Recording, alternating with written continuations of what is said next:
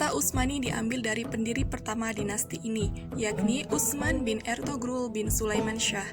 Para pendiri Daulah Utsmaniyah ini berasal dari suku Kayi keturunan Oghuz. Bani Utsmani merupakan keturunan dari kabilah Turkmeniyah yang mendiami Kurdistan pada abad ke-13. Adapun profesi awal mereka adalah penggembala. Adanya serangan dari Mongolia yang dipimpin oleh Genghis Khan ke wilayah Irak dan Asia Kecil tahun 1220 Masehi mendorong pemimpin suku tersebut, Sulaiman Shah, berhijrah meninggalkan Kurdistan menuju Anatolia dan menetap di kota Aklat. Sulaiman Shah dengan 1.000 pengikutnya mengembara ke Anatolia dan singgah di Azerbaijan. Namun, sebelum sampai tujuan ia meninggal dunia, dan kedudukannya digantikan oleh putranya, yaitu Ertugrul, untuk melanjutkan perjalanan sesuai dengan tujuan, yaitu Anatolia. Sesampai di Anatolia, mereka diterima oleh penguasa dinasti Saljuk, Sultan Alauddin II, yang sedang berperang dengan Romawi Timur yang berpusat di Bizantium. Ertugrul membantu Sultan Alauddin II melawan Romawi Timur, sehingga dinasti Saljuk mengalami kemenangan. Sultan merasa senang dan memberikan hadiah kepada Ertugrul wilayah Dorilaum atau Iskishar yang berbatasan dengan Bizantium. Mereka menjadikan Solgut sebagai ibu kota pemerintahan yang independen yang berdiri pada tahun 1258 Masehi yang bersamaan dengan lahirnya Utsman. Sepeninggal Ertugrul atas persetujuan Sultan Alauddin, kedudukan Ertugrul digantikan oleh putranya yang bernama Utsman. Kemudian, serangan Mongol terhadap Baghdad termasuk Seljuk yang terjadi pada tahun 1300 Masehi menyebabkan dinasti ini terpecah-pecah menjadi sejumlah kerajaan kecil. Dalam kondisi kehancuran Saljuk inilah Utsman mengklaim kemerdekaan secara penuh atas wilayah yang didudukinya, sekaligus memproklamasikan berdirinya Kerajaan Turki Utsmani. Kekuatan militer Utsmani menjadi benteng pertahanan sultan dinasti-dinasti kecil dari ancaman bahaya serangan Mongol. Dengan demikian, secara tidak langsung mereka mengakui Utsman sebagai penguasa tertinggi dengan gelar Padian Shah Ali Utsman. Pendidikan Islam di Kerajaan Turki Utsmani berawal dari didirikannya madrasah pertama yang berada di Iznik. Madrasah ini didirikan oleh Orhan Gazi setelah menaklukkan kota tersebut. Seiring berkembangnya zaman, didirikan pula sekolah dasar dan juga perguruan tinggi. Sebelum kekuasaan Sultan Mehmed II, pendidikan Islam menekankan pada studi agama. Namun, selanjutnya madrasah memasukkan bahan ajaran selain agama. Pendanaan pendidikan diperoleh dari lembaga wakaf. Hal ini dikarenakan karena sistem ekonomi berhubungan erat dengan syariah dan demi terwujudnya kemaslahatan bersama. Pada masa ini terdapat ulama-ulama termasyhur, di antaranya Syekh Hasan Ali Ahmad Asy-Syafi'i dan Ibnu Hajar Al-Haytsami. Bismillahirrahmanirrahim. Perkenalkan, nama saya Arif Anggara dengan NIM 1908101099. Saya di sini akan coba melanjutkan materi tentang kondisi sosial politik, sosial keagamaan, sosial pendidikan, dan ekonomi pada Turki Utsmani. Yang pertama, kondisi sosial politik pada Turki Utsmani. Jadi, kerajaan Turki Utsmani ini memiliki wilayah kekuasaan yang sangat luas, sehingga pada saat itu masyarakat yang berada dalam wilayahnya tentu jumlahnya sangat banyak pula. Mereka memiliki latar belakang yang berbeda-beda. Mereka adalah rakyat atau penduduk yang menetap di dalam wilayah kekuasaan kerajaan Turki Utsmani. Dalam kacamata sosial politik, kerajaan Turki Utsmani ini merupakan perpaduan antara kebudayaan Persia, Bizantium, dan Arab. Yang kedua, ada kondisi sosial keagamaan. Sebagaimana diketahui bahwa kehidupan sosial keagamaan ini merupakan bagian terpenting dalam sistem sosial politik di Turki Utsmani. Melihat kondisi sosial politik di atas, maka Sultan Turki ini memegang dua kekuasaan. Yang pertama, kekuasaan yang mengurusi masalah-masalah keduniaan atau pemerintahan yang disimbolkan dengan gelar sultan, dan yang kedua, kekuasaan yang mengurusi masalah agama yang disimbolkan dengan gelar khalifah. Terus yang ketiga, kondisi sosial pendidikan pada kerajaan Turki Utsmani. Jadi sebagaimana telah disinggung pada bab terdahulu, pada dasarnya proses pendidikan Islam di kerajaan Turki Utsmani ini sebenarnya telah berlangsung sepanjang perkembangan sosial politik dan sosial keagamaan. Maka untuk dapat mengetahui dinamika kehidupan serta kecenderungan masyarakat dan kebudayaannya yang dihasilkan pada suatu kurun waktu tertentu, cara yang paling cepat adalah dengan melihat kecenderungan pola hidup para penguasanya. Terus yang terakhir tentang kondisi ekonomi pada kerajaan Turki Utsmani. Jadi sebagaimana konsekuensi logis dari peperangan yang berkepanjangan, ini adalah melemahnya sendi-sendi kekuatan kerajaan di bidang militer, sehingga administrasi dan lain-lainnya peperangan tersebut ini berdampak pada merosotnya perekonomian Turki Utsmani karena pendapatan negara berkurang secara drastis, sementara belanja negara semakin tinggi untuk biaya perang pada kerajaan tersebut, sehingga peperangan yang tak kunjung usai dan merosotnya perekonomian negara maka secara simultan juga berakibat pada terbaikannya kesejahteraan umum. Penguasa Turki Utsmani ini tidak lagi memikirkan apalagi memperhatikan pola pembangunan, apalagi rehabilitas jalan-jalan, karena untuk merehab jalan-jalan aja susah, apalagi untuk mengeluarkan dana untuk merehab jalan-jalan atau rumah sakit atau sekolah-sekolah yang ada di sekitarnya. Mungkin cukup sekian materi yang dapat saya sampaikan. Terima kasih. Assalamualaikum warahmatullahi wabarakatuh. Saya Yusni Indah Nugrahani dengan NIM 1908101083 akan melanjutkan penjelasan dari Saudara Arif Anggara, di mana saya menjelaskan tentang masa keemasan atau masa kemajuan dinasti Turki Utsmaniyah dan juga masa kemunduran dinasti Turki Utsmaniyah. Yang pertama pembahasannya adalah kemajuan dinasti Turki Utsmaniyah, di mana yang kita ketahui pada masa Turki Utsmani, umat Islam sangat maju dalam bidang keagamaan, dalam bidang ilmu politik, ilmu peradaban, dan ilmu-ilmu yang lainnya. Dari situ, karena akulturasi budaya pada Turki Utsmani menjadi penyebab dari kemajuan dinasti Turki Utsmaniyah ini,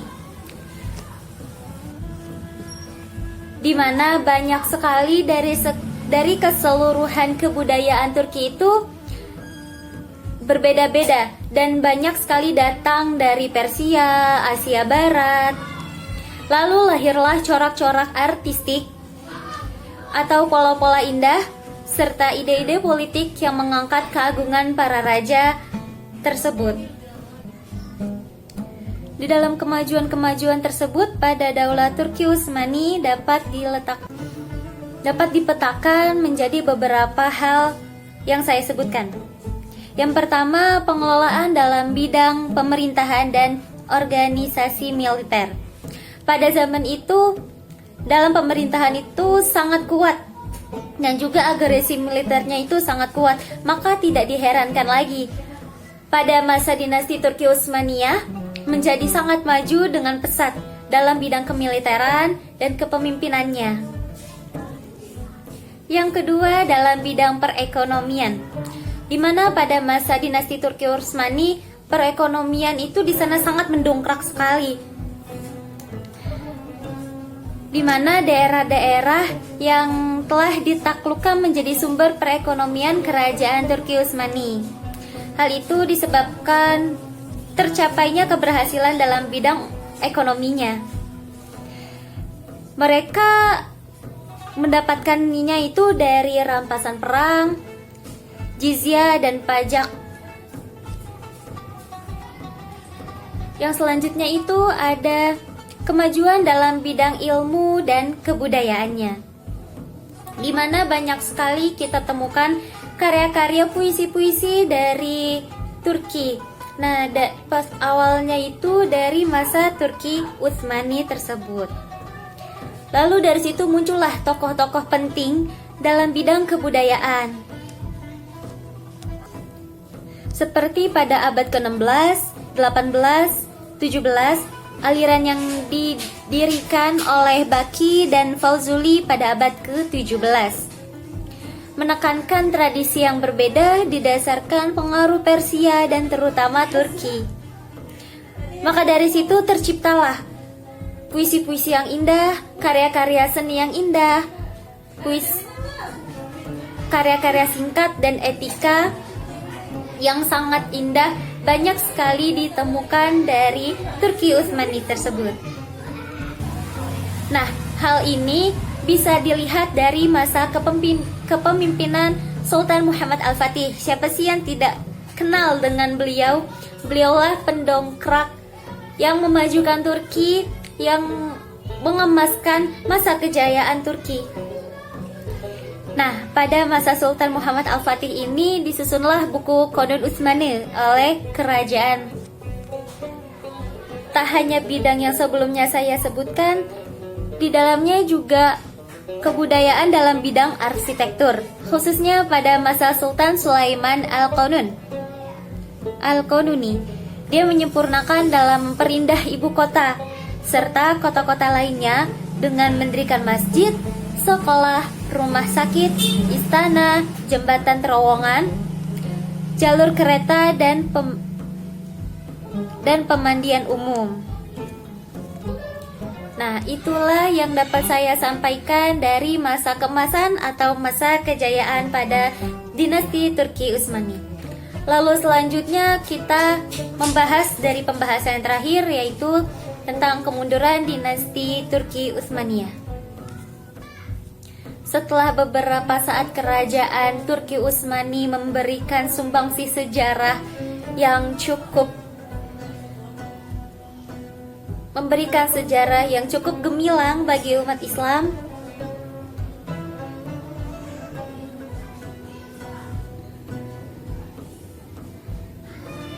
yang mana yang pernah menguasai sebagian belahan dunia setelah Daulah Umayyah dan Daulah Abbasiyah. Namun sayangnya kerajaan ini banyak sekali mengalami kemunduran.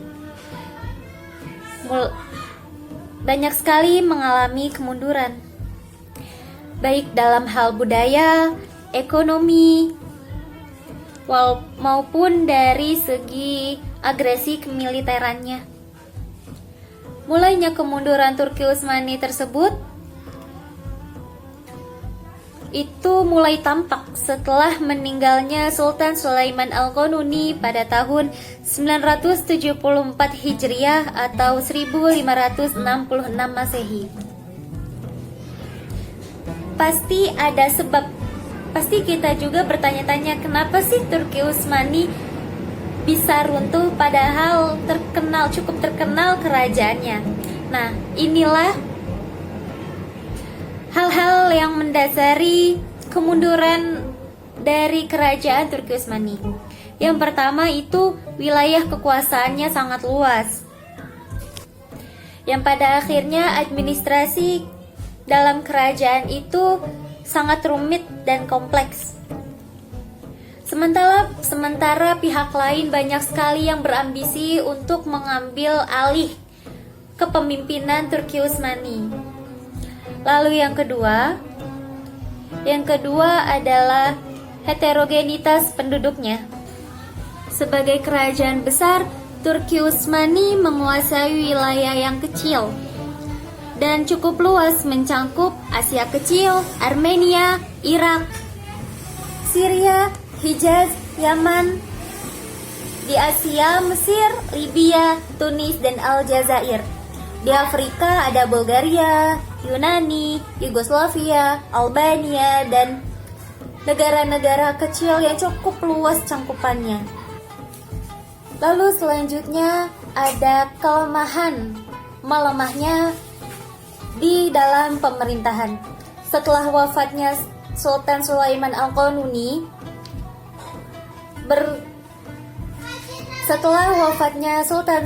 Al-Qanuni, diganti dengan pemimpin yang lainnya. Namun sayangnya, dalam kepemimpinannya malah melemah bukannya semakin menguat. Yang akhirnya terjadilah kekacauan di dalam pemerintahannya sendiri. Dan semakin lama semakin parah, tidak dapat terkendali lagi. Lalu selanjutnya, yang lebih jeleknya itu menurut kami adalah budaya pungli. Walaupun pungli sudah lumayan cukup umum di dalam kerajaan, namun sungguh disayangkan saking maraknya pungli yang akhirnya mengakibatnya kemunduran dan mengakibatkan kekacauan di dalam kepemerintahan dinasti Turki Utsmani. Jeleknya di dalam setiap jabatan yang hendak diraih oleh seseorang itu harus disogok atau membayar kepada orang yang berhak memberikan jabatan tersebut. Lalu selanjutnya ada pemberontakan Jenisari. Kemajuan Turki Utsmani banyak sekali digerogoti dan akhirnya diruntuhkan oleh tentara Jenisari. Dengan demikian dapat dibayangkan bagaimana akhirnya kerajaan yang begitu kokoh yang digerogoti runtuh secara perlahan. Kemudian muncullah kemerosotan di dalam ekonomi dinasti Turki Utsmani.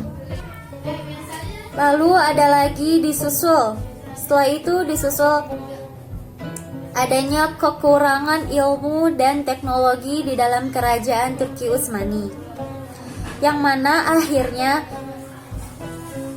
dalam hal peralatan itu sangat kurang untuk melawan penjajah-penjajah yang datang dari negeri Eropa.